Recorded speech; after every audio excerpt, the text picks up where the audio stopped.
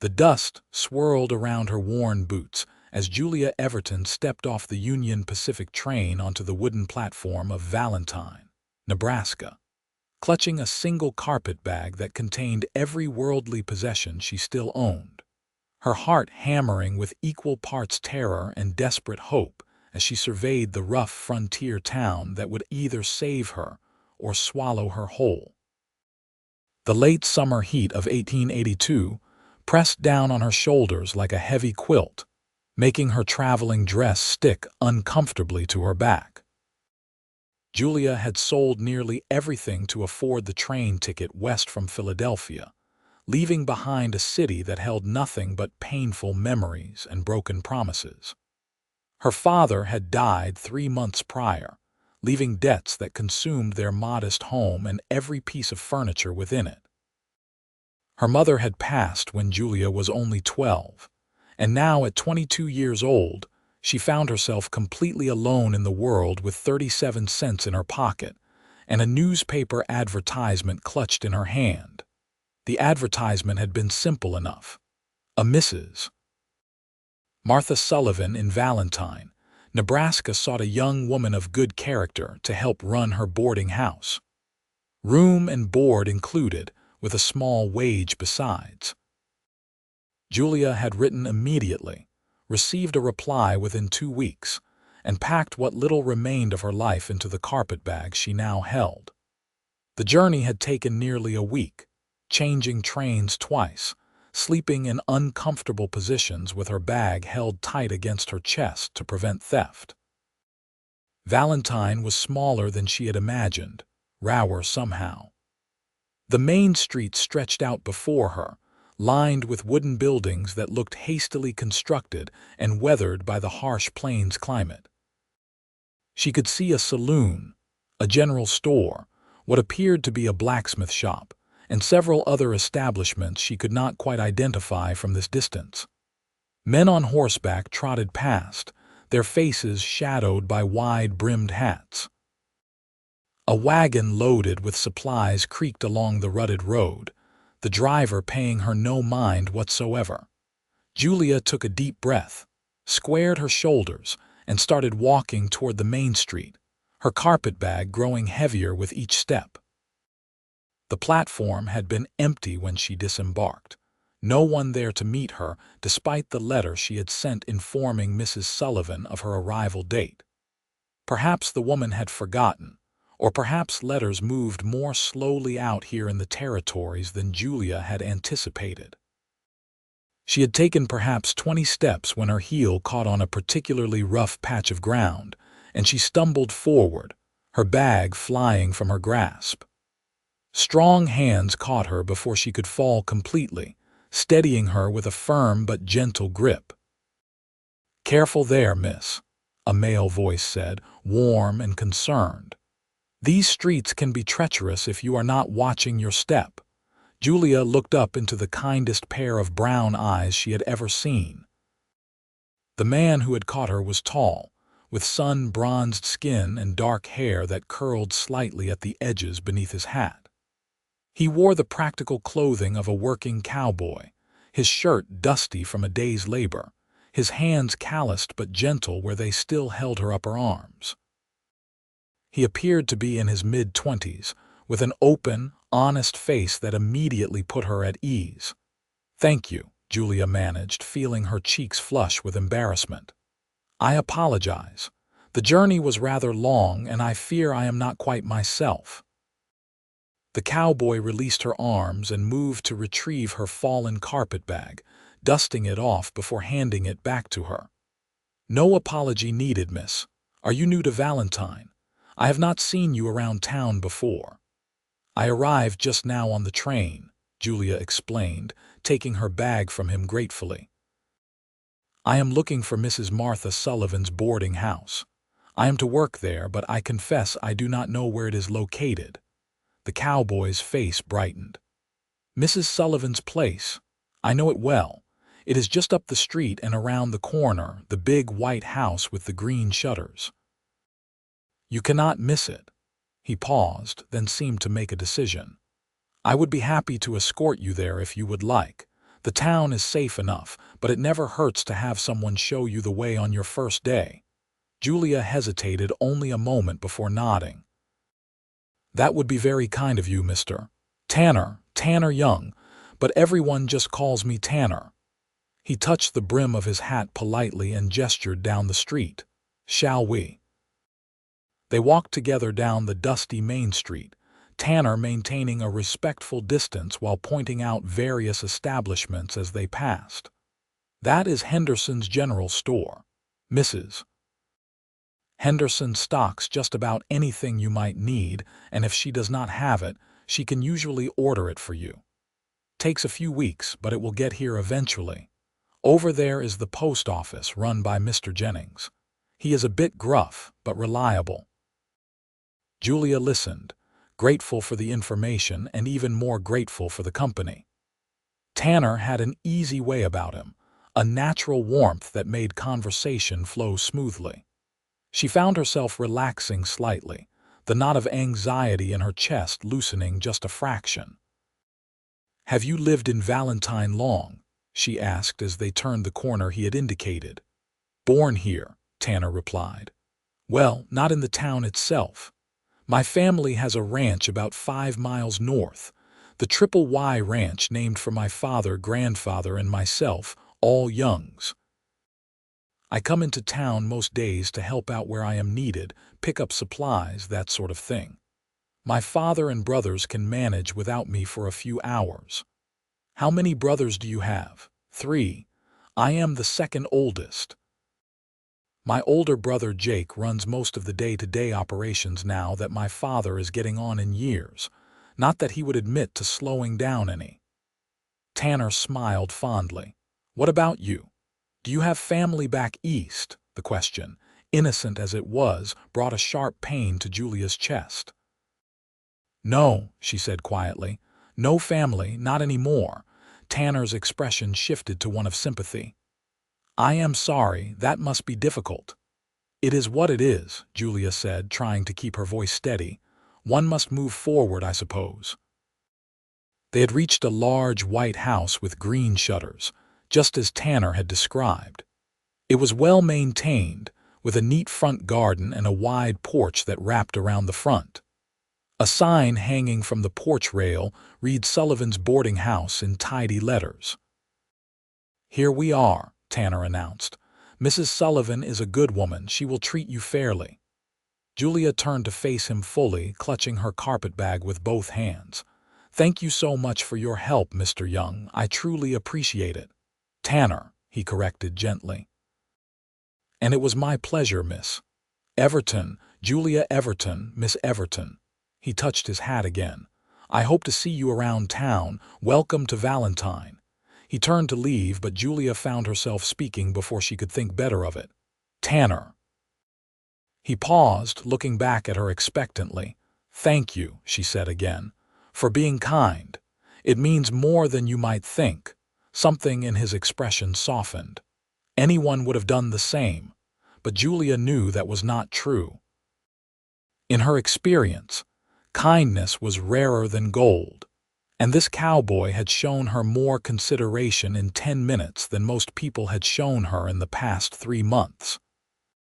She watched him walk back toward the main street, his gait easy and confident, before she climbed the steps to the boarding house and knocked on the door. An older woman answered, perhaps in her late 50s, with graying blonde hair pulled back in a practical bun and sharp blue eyes that assessed Julia in a single glance. "Yes, Mrs. Sullivan, I am Julia Everton. I wrote to you about the position." Understanding dawned on the woman's face, followed by what appeared to be genuine relief. "Oh, thank goodness. I was beginning to worry you had changed your mind. Come in, Mrs. Sullivan ushered Julia inside, and she found herself in a comfortable front hall that smelled of baking bread and lemon polish. The boarding house was clean and well kept, with simple but sturdy furniture and lace curtains at the windows. "I apologize for not meeting you at the station, Mrs. Sullivan said, already moving deeper into the house and gesturing for Julia to follow. One of my boarders took ill this morning, and I have been running back and forth with broth and medicine. Dr. Crawford says it is nothing serious, just a summer cold, but the poor man has been miserable. Please do not apologize, Julia assured her. I managed perfectly well. A kind gentleman showed me the way. Oh, who was that? Tanner Young.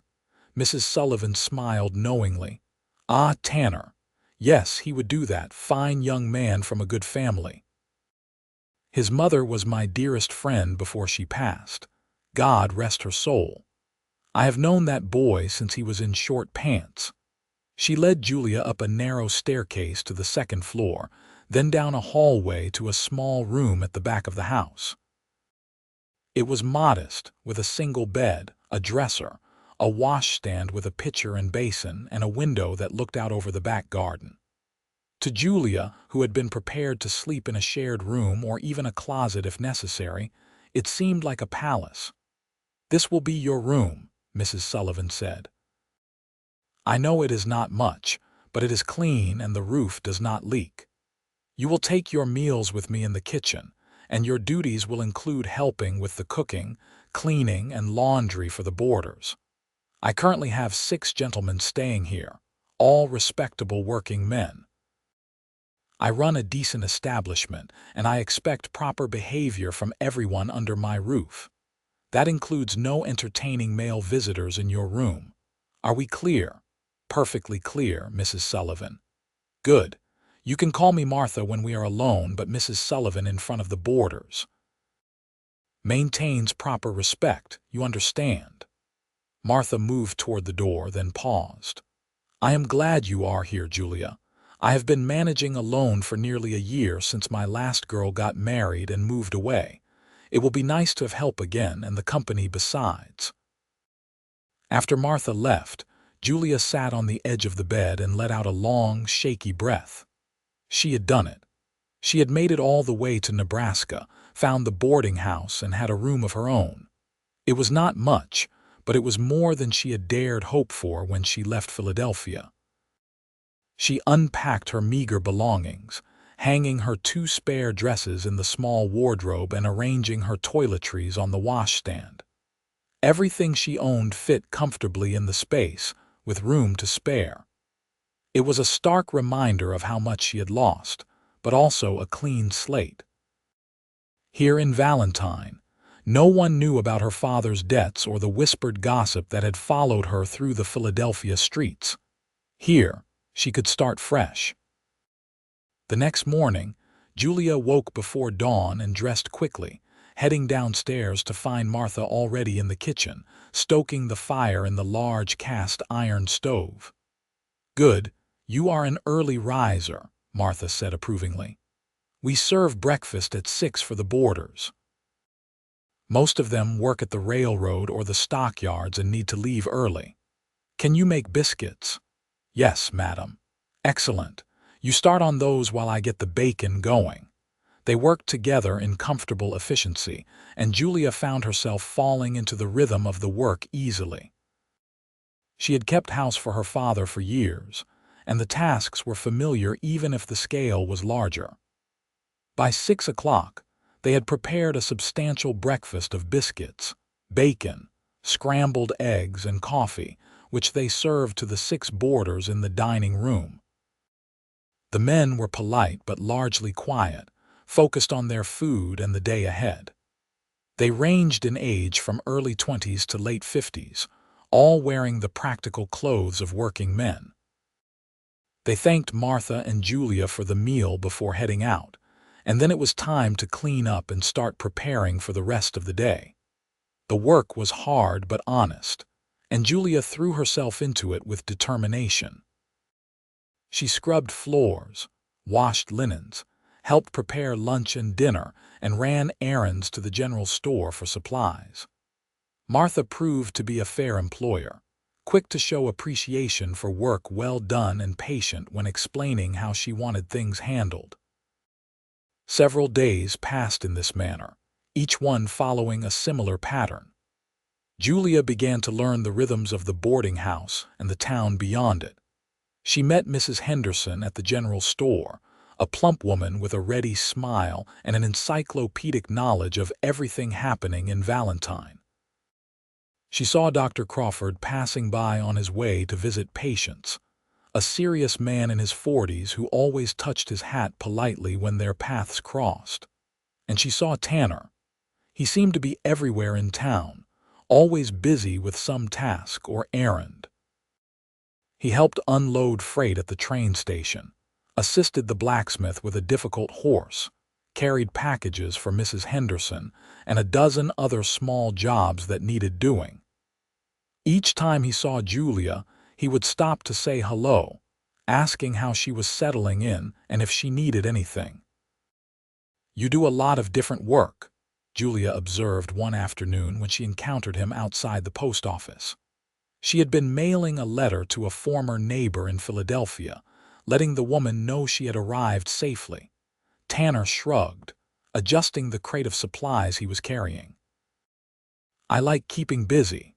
The ranch does not always need all of us, especially during the summer months when we are between major jobs. I would rather be useful in town than sitting around idle." "That is very admirable," Julia said sincerely. "Most men would take the opportunity to rest." "Resting is fine in its place, but there is always someone who needs a hand with something. Besides, I like the variety.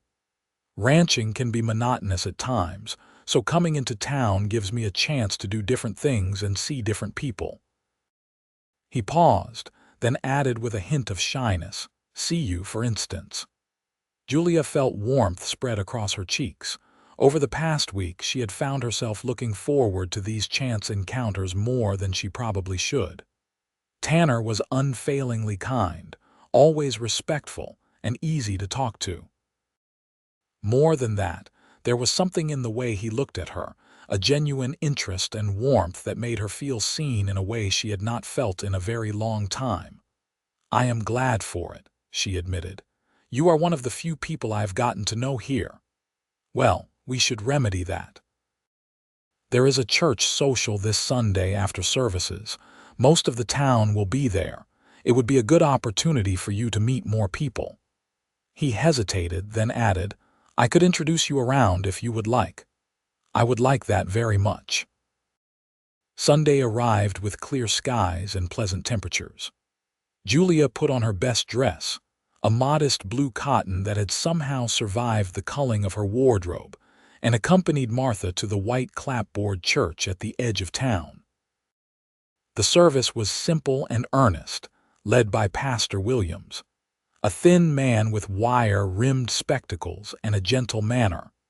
Julia found herself seated between Martha and another woman who introduced herself as Sarah Mitchell, the school teacher. Sarah was perhaps 30, with intelligent eyes and an easy smile. "Martha told me you had arrived," she said warmly. "We are always glad to have new people in town, especially young women. Valentine tends to attract more men than ladies, I am afraid." After the service, everyone gathered in the field behind the church where tables had been set up laden with food brought by various families. Children ran and played while the adults mingled, talking and laughing in the sunshine. Julia helped Martha arrange the dishes they had brought, a plum cake and a bowl of potato salad, then stood awkwardly at the edge of the gathering, unsure where to go or what to do. "There you are," a familiar voice said, and she turned to find Tanner approaching with a broad smile. He had clearly made an effort with his appearance, wearing what must be his Sunday best, his hair neatly combed and his face freshly shaven. "I was hoping you would come. Let me introduce you to some people." He took her around the social, making introductions with an ease that Julia envied. She met the Henderson family, including their 3 children. She was introduced to the sheriff, a stern-looking man named Tom Crawford who turned out to be the doctor's brother. She met ranching families, shopkeepers, and railroad workers. Everyone was polite, welcoming even though she could see the curiosity in their eyes as they assessed the newcomer. "And this is my family," Tanner said, leading her to a group standing near one of the food tables. "Father, these folks are my parents, John and Helen Young. Mother passed 4 years ago, so this is actually my stepmother, though she hates that term." A tall older man with silver threading through his dark hair extended his hand. "Pleased to meet you, Miss Everton. Tanner has mentioned you several times this past week. Has he now?" Helen interjected with an amused smile. She was a handsome woman in her early 50s, with kind eyes and a warm presence. "That is interesting, considering he usually tells us nothing about his days in town." Tanner's ears turned red. "I was just being informative." "Of course you were, dear," Helen said, patting his arm indulgently before turning to Julia. "It is lovely to meet you, Julia. May I call you Julia? Martha has told me wonderful things about you. You may, and thank you, Mrs. Young. Please call me Helen. We are not formal people." The afternoon passed pleasantly, with Julia feeling more at ease than she had since arriving in Valentine. The food was plentiful and delicious, the company friendly, and the weather perfect. Tanner stayed near her side throughout, not possessively but attentively, making sure she always had someone to talk to and never felt left out of conversations. As the sun began to sink lower in the sky and families started packing up to head home, Tanner walked Julia and Martha back toward the boarding house. "Thank you for today," Julia said as they strolled down the quiet street. Martha had walked ahead to speak with a neighbor, giving them a moment of relative privacy. "I was quite nervous about meeting so many new people at once, but you made it much easier." "I am glad," Tanner replied. "Everyone seemed to like you. Mrs. Henderson told me she thought you were delightful, and coming from her, that is high praise. She can be particular about people." They had reached the boarding house, and Julia paused at the bottom of the porch steps. The evening air was cooling, carrying the scent of the flowers in Martha's garden. From somewhere in town, she could hear a harmonica playing a slow, melancholy tune. "Tanner," she began, then hesitated, unsure how to express what she was feeling. "I want you to know how much I appreciate everything you have done for me since I arrived. You have been so kind, and I—" She trailed off, struggling to find the right words. "You do not need to thank me," Tanner said softly, taking a small step closer. "I have enjoyed getting to know you, Julia. You are different from the other girls in town. You have a strength about you, a determination. I admire that." Her heart began to beat faster. "You barely know me. I would like to know you better if you would allow it." He paused, seeming to gather his courage. "Would you allow me to court you properly, to call on you in the evenings, take you for walks, that sort of thing?" With Martha's permission, of course. Julia knew she should be cautious. She had only been in Valentine for a week and a half, and she had vowed to focus on establishing her new life before even thinking about romance. But there was something about Tanner that drew her in, something genuine and good that she had not encountered in any of the young men back in Philadelphia. He did not put on airs or play games. He was simply himself, open and honest, and she found that incredibly appealing. "I would like that," she heard herself say. "Very much." The smile that broke across Tanner's face was like sunshine. "Really, really. Then I will speak with Martha tonight, and if she agrees, I will call on you tomorrow evening after your work is done." Martha did agree, though she gave Tanner a stern talking to about proper behavior and respecting Julia's reputation. He bore it all with good grace, promising to be a perfect gentleman, and left with a tip of his hat and a warm look directed at Julia. "That young man is smitten with you," Martha observed after he had gone, her tone caught between amusement and concern. "Tanner is a good boy from a good family, but I need to ask your intentions, Julia. I will not have you toying with him." "I would never," Julia said quickly, somewhat offended by the suggestion. Tanner has been nothing but kind to me. I would not hurt him for the world. Martha's expression softened. I believe you. Just remember that this is a small town and people talk. If you are going to let him court you, you should be serious about it. Do not string him along if you have no intention of seeing where it might lead. I understand. That night, Julia lay in her small bed and stared up at the ceiling, her mind whirling. What was she doing?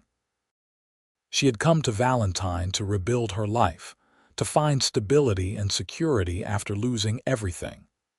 Getting involved with Tanner was a complication she had not anticipated.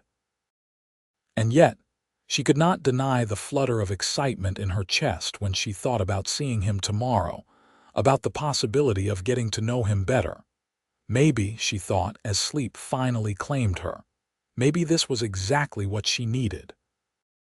Not just a job and a place to live, but a real connection with someone who saw her as more than just a charity case or a pair of working hands.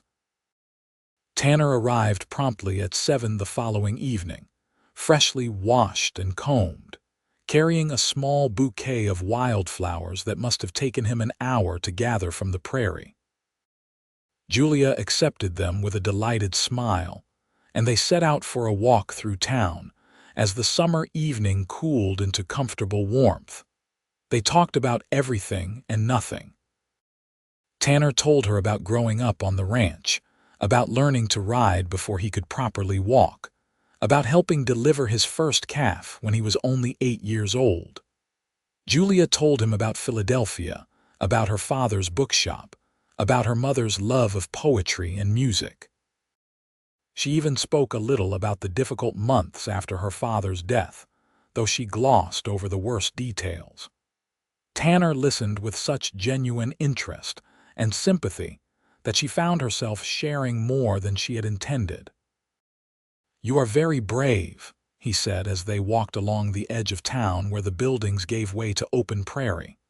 "To come all this way alone, to start over in a place where you knew no one, that takes real courage." "I did not feel brave," Julia admitted. "I felt terrified. I still do sometimes, if I am honest. What if I had arrived and Martha had changed her mind? What if I could not do the work? What if Valentine was full of terrible people and I had no way to get back home?" She laughed shakily. "I tried not to think about all the things that could go wrong. But they did not go wrong. You are here and you are doing well, and Martha is so pleased with you that she told my stepmother she does not know how she managed without help for so long." "Really? Really? And you have met good people, I hope. We are not so terrible here in Valentine." "No," Julia agreed softly, looking at his profile in the fading light. "Not terrible at all." Their courtship developed quickly over the following weeks, perhaps too quickly by some standards, but it felt natural to both of them. Tanner called on Julia most evenings, and they would walk together, talk, and gradually learn the landscape of each other's hearts and minds. He was unfailingly respectful, never pushing her beyond her comfort, always conscious of her reputation. He made her laugh with stories about ranch mishaps and the antics of his younger brothers. He listened when she spoke about her dreams of having a real home again someday, a place that was truly hers where she could put down roots. On Sundays after church, they would often go for longer walks or have picnics on the prairie, sometimes alone and sometimes with groups from town.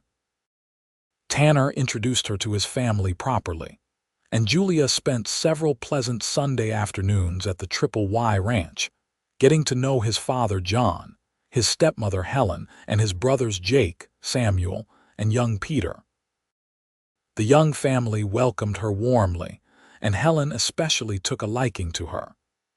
"It is nice for Tanner to have found someone sensible," she confided to Julia one afternoon while they were shelling peas together on the ranch house porch. "Some of the girls in town have made plays for him over the years, but they were mostly interested in securing a husband with good prospects. You are different. You actually care about who he is as a person." "I do," Julia said simply. He is a good man. He is, Helen agreed. They all are, all four of my boys. John did a fine job raising them, even in those years between his first wife passing and me coming along. Not that I could ever replace their mother, but I have tried to be a good influence.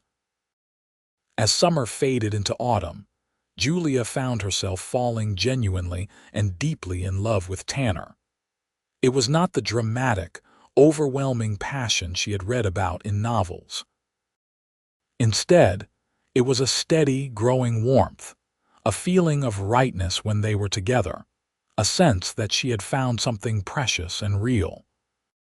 He made her feel safe in a way she had not felt since before her father died, not because he protected her from the world, but because he stood beside her as she faced it. One evening in late October, as they walked along the creek that ran past the edge of town, Tanner took her hand for the first time. They had been circumspect until now, maintaining proper distance, but something about the golden autumn light and the privacy of the cottonwood trees made him brave. "Is this all right?" he asked, his fingers warm and slightly rough against hers. "Yes," Julia breathed, feeling her heart race.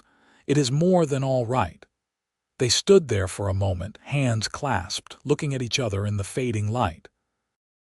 Then Tanner leaned down slowly, giving her plenty of time to pull away if she wanted to, and pressed a gentle kiss to her lips. It was soft and sweet and over far too quickly, but it sent warmth flooding through Julia's entire body. "I am falling in love with you," Tanner said quietly, his forehead resting against hers. "I know it has not been that long and maybe it is too soon to say it, but I need you to know. I love you, Julia Everton." Tears pricked at Julia's eyes, but they were good tears, happy tears. "I love you too," she whispered. "I did not think I would ever feel this way about anyone, but I do. I love you." He kissed her again, still gentle but with more certainty, and Julia felt the last of her carefully constructed walls crumble away.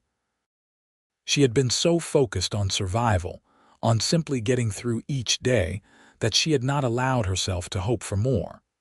But here was Tanner, offering her not just hope but a future, a real life filled with love and possibility. As autumn deepened into winter, Tanner began talking about marriage, testing the waters to see how Julia felt about the idea. She knew it was coming and found that the thought did not frighten her as much as it might have months ago. She loved him, and she knew he loved her.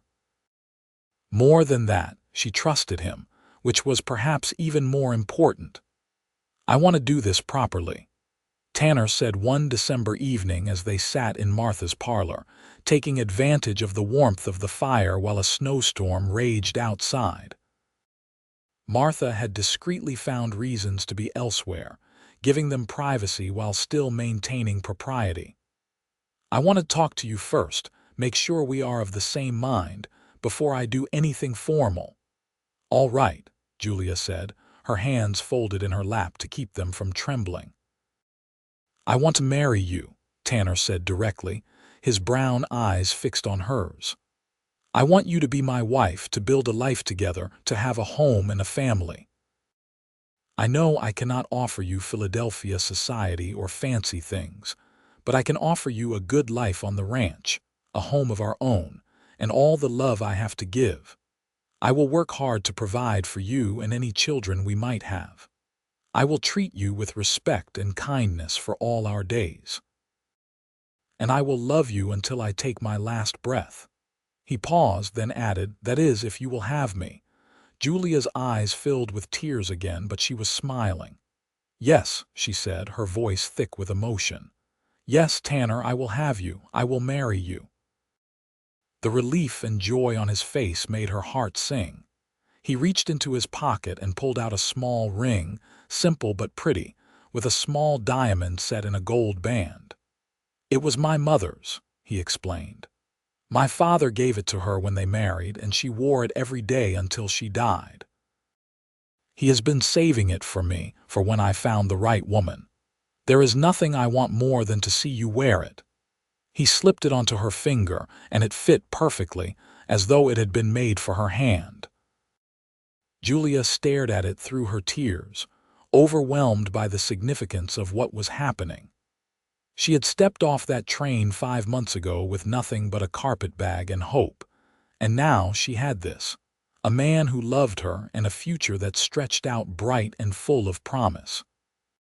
Tanner kissed her then, no longer tentative but passionate and sure, and Julia kissed him back with everything she had, pouring all her love and gratitude and hope into that single moment.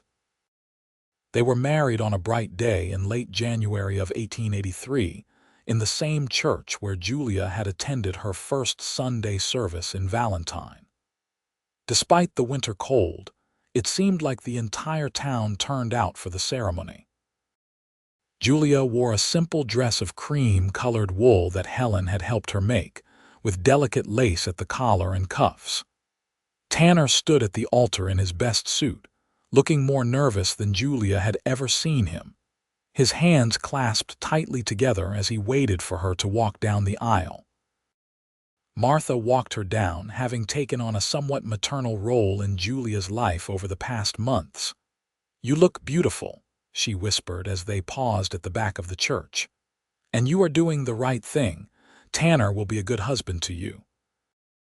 "I know," Julia whispered back, and she meant it with her whole heart. The ceremony was simple and heartfelt. Pastor Williams spoke about love and commitment, about building a life together through good times and hard. Tanner and Julia spoke their vows with steady voices, promising to honor and cherish each other through whatever might come. When the pastor finally said, "You may kiss your bride," Tanner did so with a tenderness that made several women in the congregation sigh audibly. The reception was held at the boarding house, with Martha insisting on hosting despite Julia's protests. Tables had been pushed together and laden with food contributed by half the town. There was music and dancing, laughter and celebration. Julia had never felt so surrounded by community, by people who genuinely seemed happy for her and Tanner. "Welcome to the family officially," Helen said, embracing Julia warmly. "You are a daughter to me now, and I could not be more pleased." John Young shook her hand with a gruff, "Treat my boy right, and he will move mountains for you." "I will," Julia promised. "I absolutely will." As evening fell and the celebration wound down, Tanner and Julia left in a wagon to head to their new home. Tanner had been working for months to prepare a small house on the edge of the Triple Y property, a place that would be entirely theirs. It was not large, just 3 rooms and a loft, but he had built it with his own hands with help from his brothers, pouring love into every nail and board. The house was warm when they arrived, a fire already crackling in the hearth thanks to Jake, who had ridden out earlier to prepare it. There were simple furnishings, some made by Tanner and some contributed by family members. It was not fancy, but it was clean and solid and theirs.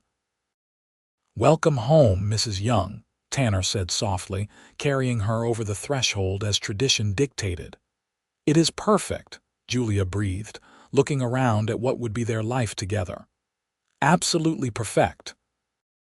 That night, they truly became husband and wife in the privacy of their new home, and Julia felt a completion she had not known was possible.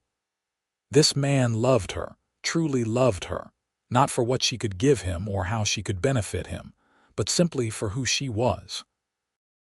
And she loved him the same way, wholly and without reservation. The winter passed in a blur of happiness. Julia adjusted to life as a rancher's wife, learning the rhythms of the work and the land. It was different from the boarding house, but no less demanding. She learned to cook for a working man with a hearty appetite, to preserve food for the long months, to tend chickens and milk cows, and manage a household on limited resources. Helen was endlessly patient, teaching her skills she had never needed in Philadelphia but were essential here on the frontier. Tanner was everything he had promised to be as a husband. He was kind and patient, hardworking and devoted. He never raised his voice to her in anger, never dismissed her thoughts or feelings.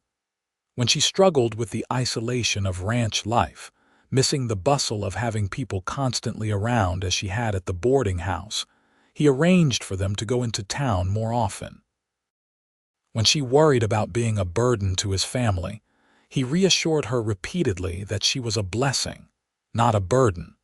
Spring brought new life to the prairie and new life to Julia as well. She discovered in late March that she was expecting a child, and the joy on Tanner's face when she told him was something she would treasure forever. "A baby," he breathed, his hand moving reverently to her still flat stomach. "We are going to have a baby. Are you happy?"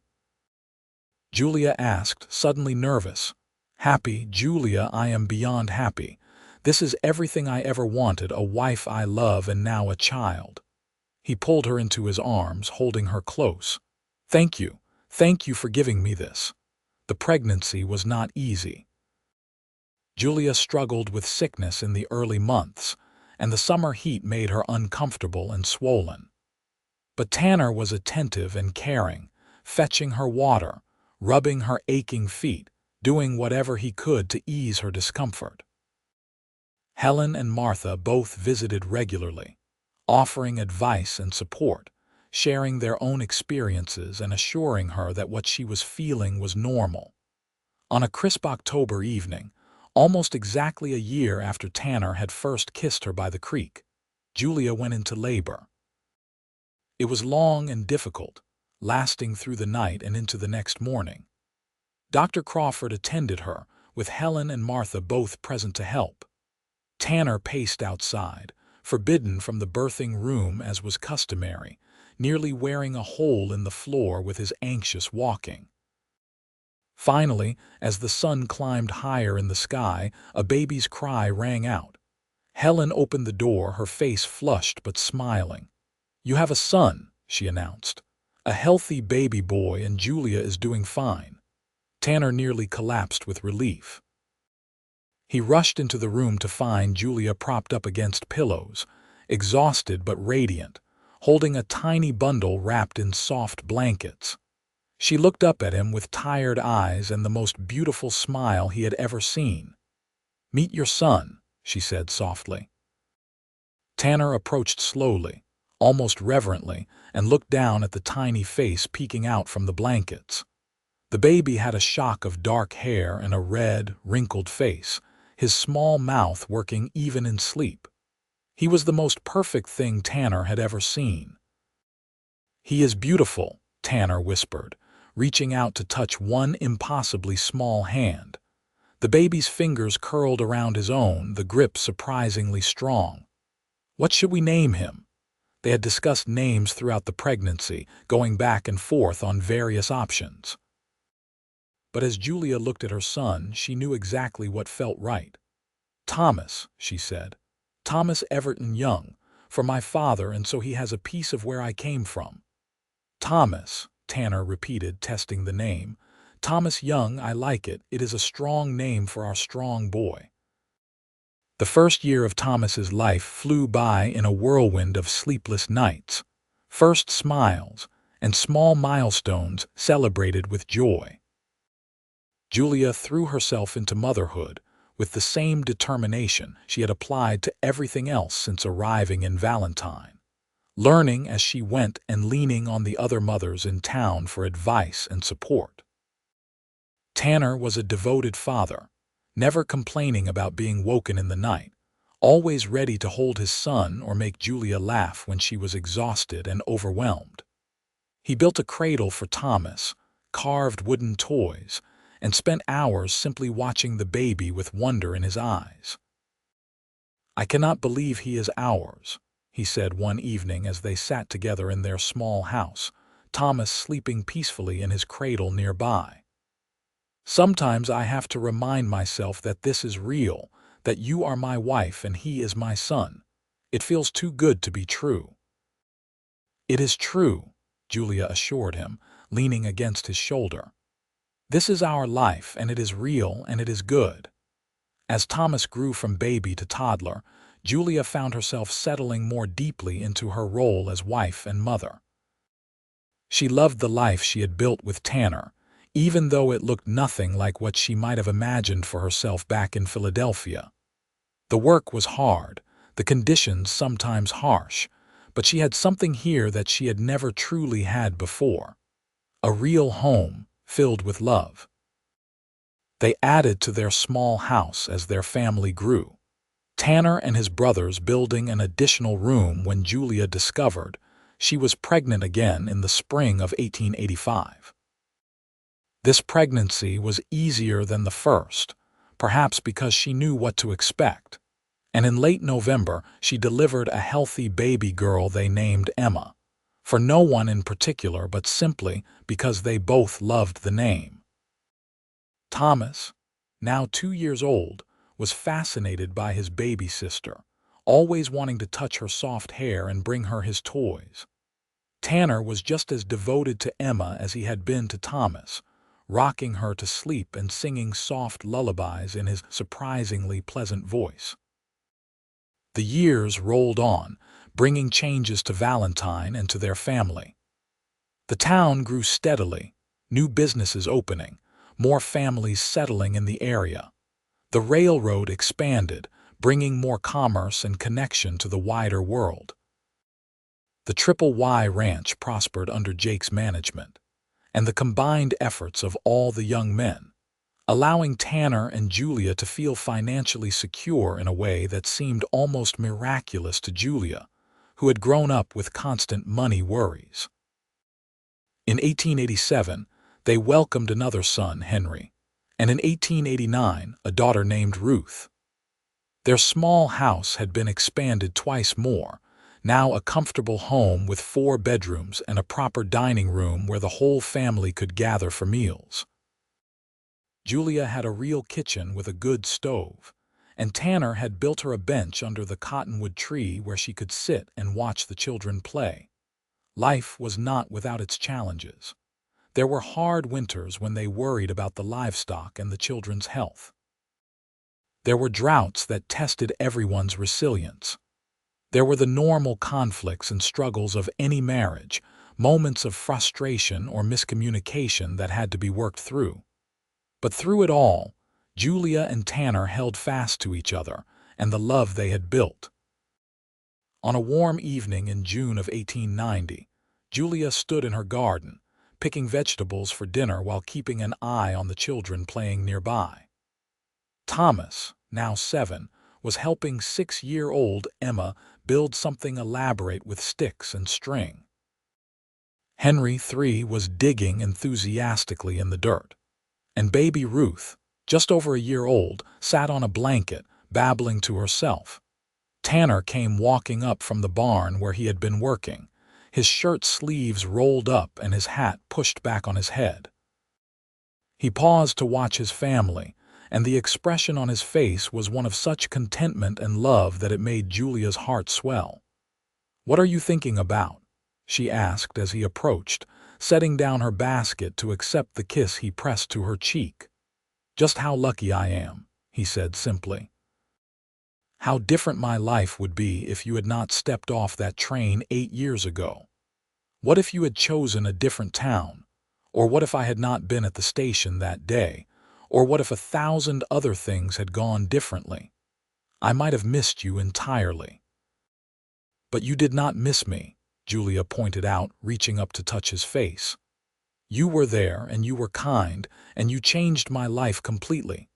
I had nothing when I arrived here, Tanner, nothing but hope and a carpetbag. You helped me turn that hope into all of this." She gestured at the house, the children, the life they had built together. "We built it together," Tanner corrected. "You worked just as hard as I did, maybe harder. You came here alone and afraid, and you turned yourself into the heart of this family, this home. I am in awe of you, Julia. I have been since the day I met you." Julia felt tears prick her eyes, the good kind that came from overwhelming happiness. "I love you," she said simply. "I love you so much." "I love you too," Tanner replied, pulling her into his arms. "Always."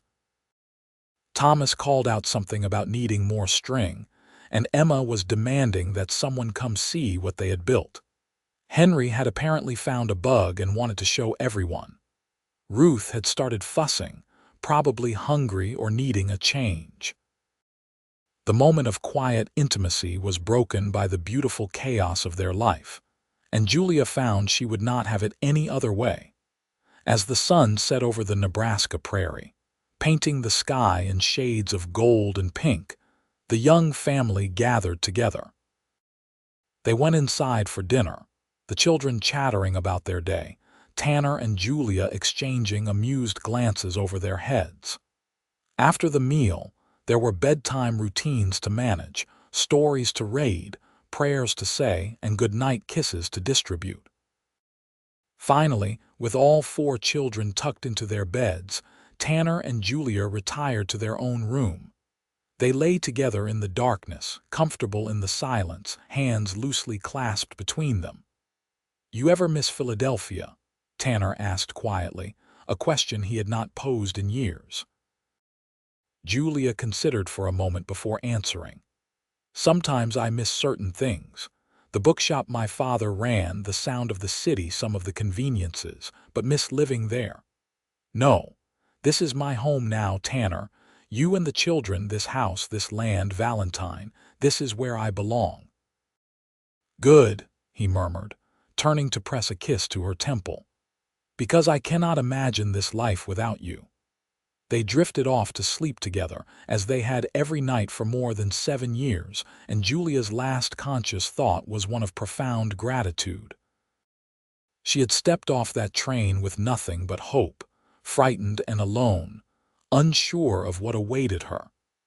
And a kind cowboy had made that hope become reality, had given her everything she had never dared to dream she might have. The years continued to unfold, bringing with them the natural progression of life. Thomas grew into a responsible young man who clearly had inherited his father's work ethic and his mother's thoughtfulness. Emma developed a love of books and learning that reminded Julia of her own childhood. Henry was adventurous and fearless, always exploring and getting into harmless mischief. Ruth, the baby of the family, was affectionate and artistic, constantly drawing pictures and making up elaborate stories.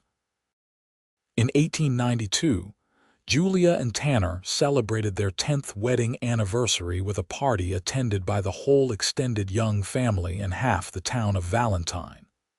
Martha was there, now in her late 60s, but still spry and sharp-tongued. She had sold the boarding house the year before and now lived in a small cottage maintained by the church, enjoying what she called her well-earned retirement. "I knew it would work out," Martha told Julia that evening as they sat together watching couples dance. "From the moment I saw Tanner escort you to my door that first day, I thought to myself, those two are meant for each other, they just do not know it yet."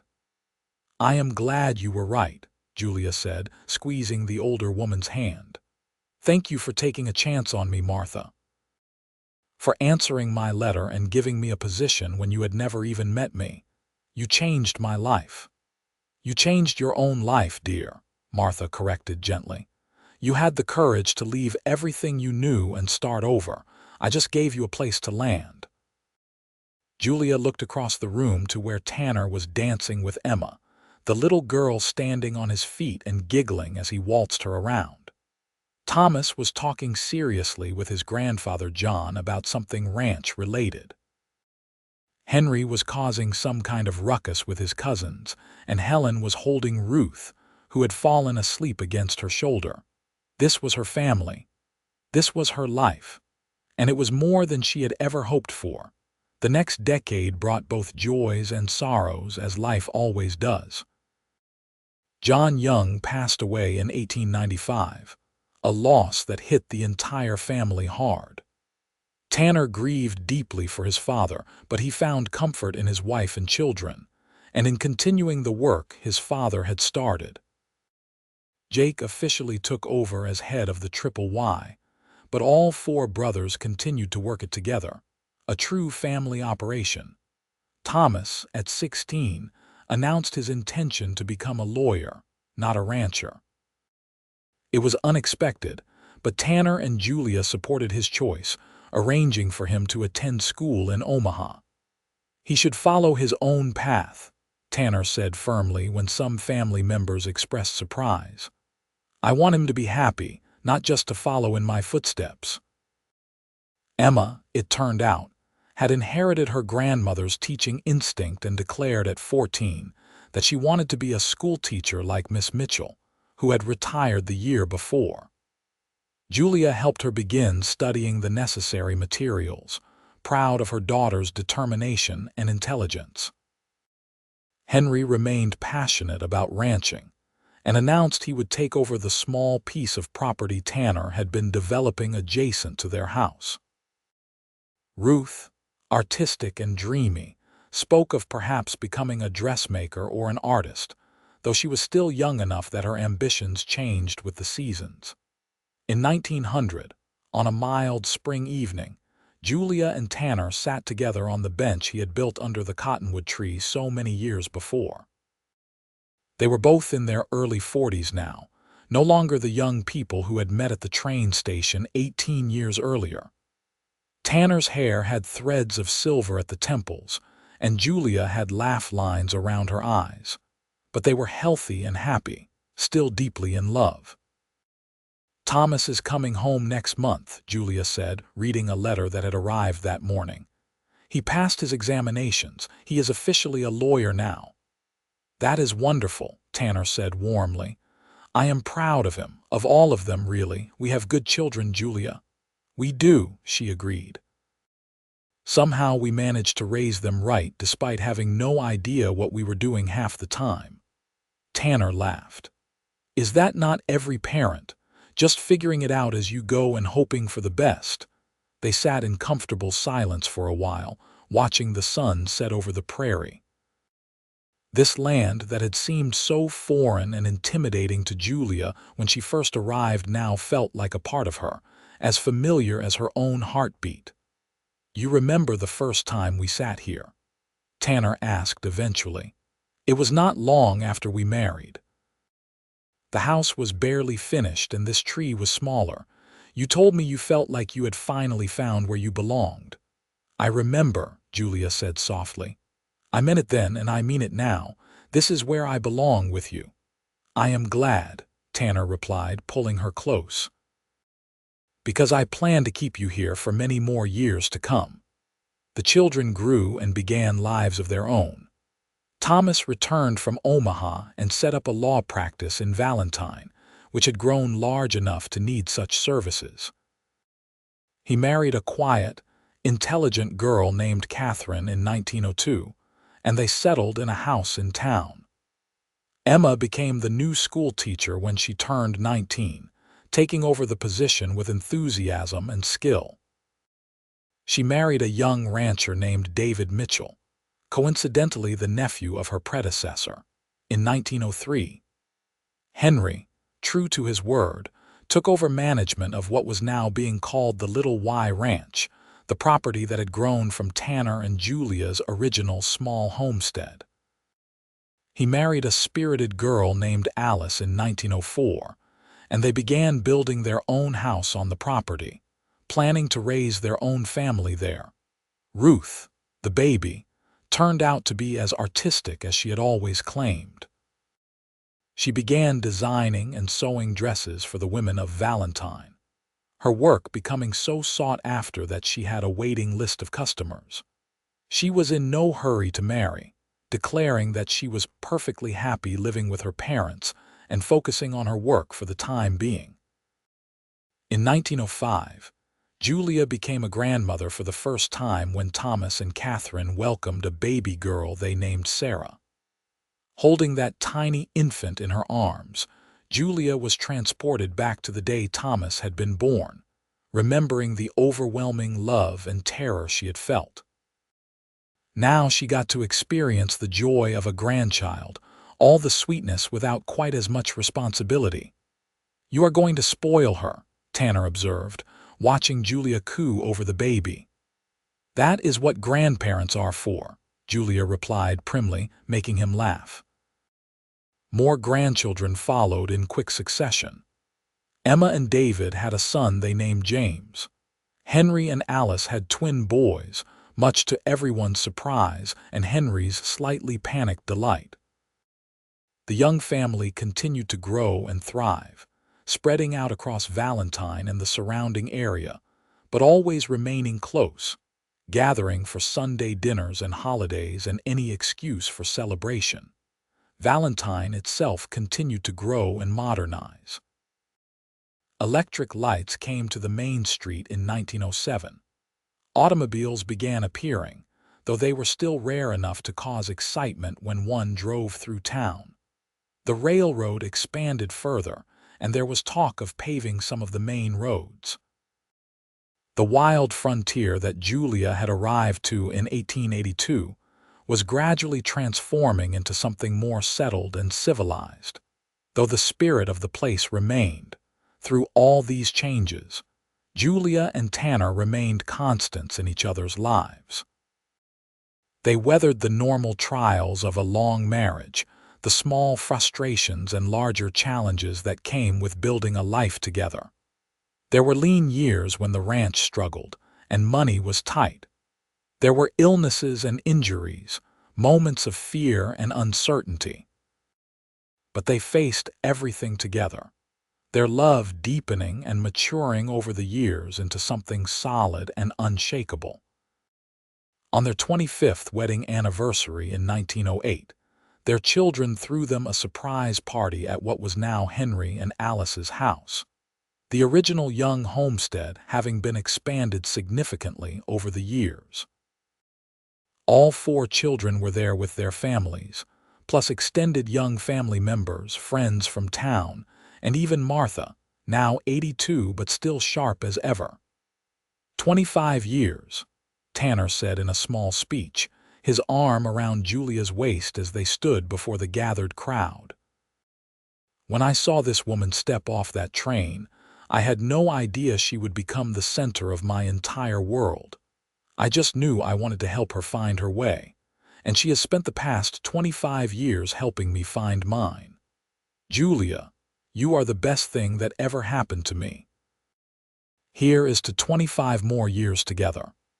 Everyone cheered and raised their glasses, and Julia found herself crying happy tears yet again. 25 years, a quarter of a century. They had built an entire life together, raised 4 children, helped establish a community, and loved each other through it all. "Thank you," she whispered to Tanner as they danced together later in the evening. "For being at the station that day. For being kind when you did not have to be. For loving me." "Always," Tanner replied, holding her close. "Always and forever." The years rolled on, gentle and full. Julia and Tanner gradually slowed down, letting the younger generation take over more of the work. They spent their days tending a large garden, doting on their growing number of grandchildren, and enjoying the peace they had earned through decades of hard work.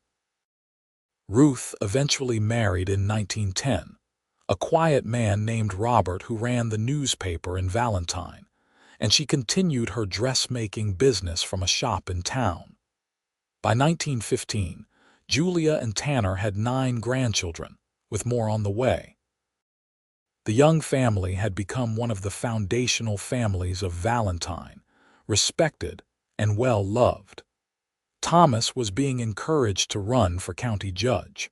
Emma's teaching had influenced an entire generation of Valentine's children. Henry's ranch was prospering, and Ruth's designs were being worn as far away as Omaha. Martha passed away peacefully in her sleep in the winter of 1916, at the age of 90. At her funeral, Julia spoke about the woman who had taken a chance on a frightened girl with nothing but hope, who had given her that first opportunity that had changed everything. "She was like a mother to me," Julia said, her voice thick with emotion. "She gave me a home when I needed one most, and I will be forever grateful." Helen Young followed her friend just a year later, passing away at 81. The family mourned her deeply, this woman who had welcomed Julia so warmly and had been such a steady presence in all their lives. Tanner grieved for the woman who had been the only mother his younger brothers really remembered, who had brought joy back into their home after their biological mother's death. But life continued, as it always does. New babies were born, children grew, seasons changed. Julia and Tanner celebrated their 40th wedding anniversary in 1923, surrounded by their children, grandchildren, and even a few great-grandchildren. They were both in their 60s now, moving a bit slower but still healthy and active. 40 years, Julia marveled as they sat together on their bench under the cottonwood tree, now massive and providing deep shade. Can you believe it? 40 years since we stood in that church and promised to love each other forever. Best decision I ever made, Tanner said, his hand finding hers with the ease of long practice. Well, second best. The first best was being at that train station the day you arrived. You are going to make me cry, Julia warned, but she was smiling. After 40 years, I think I am allowed to make my wife cry a little, Tanner teased gently.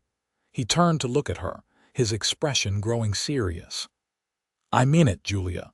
You took a chance on me, on this life, on Valentine. You could have stayed in Philadelphia, could have found some other solution. But you came here and you gave me a chance and you built this beautiful life with me. I know I do not say it enough, but I am grateful every single day. I am grateful too, Julia replied, for that hope I had when I stepped off the train, for you turning that hope into reality. For every moment we have had together, the good ones and the hard ones, all of it brought us here and I would not change a single thing. They sat in the golden afternoon light, hands clasped, hearts full. The sounds of their family drifted from the house, where preparations for the anniversary celebration were underway. Children's laughter, adults calling to each other, the normal chaos of a large, loving family. Julia thought back to that frightened young woman who had stepped off the train 41 years ago, clutching a carpetbag and praying she had made the right decision. If she could go back and speak to that girl, what would she say? That everything would work out better than she could possibly imagine. That the kind cowboy who helped her find her way would become the love of her life. That she would build a family and a home more wonderful than any she could have dreamed. But that girl could not have understood, not really. Some things had to be lived to be believed. Some journeys had to be taken on faith, stepping forward into the unknown with nothing but hope to light the way. What are you thinking about? Tanner asked, noticing her faraway expression. About hope, Julia said simply. About how it was all I had, but it turned out to be enough, because you were there to help me turn it into something real. Tanner raised her hand to his lips and kissed it gently. We turned it into something real together, and we are not done yet. We still have years ahead of us, more grandchildren to spoil, more sunsets to watch from this bench. I look forward to every one of them, Julia said, leaning her head against his shoulder. And so their story continued, not with dramatic flourishes, but with the quiet beauty of a long life well lived. They watched their grandchildren grow and have children of their own. They celebrated 50th and then 60th anniversaries, their love story becoming legendary in Valentine. They remained active in the community and devoted to their family until age finally slowed them down. Tanner passed away peacefully in his sleep in the spring of 1935 at the age of 78, with Julia holding his hand. He had lived a long, full life, surrounded by love to the very end.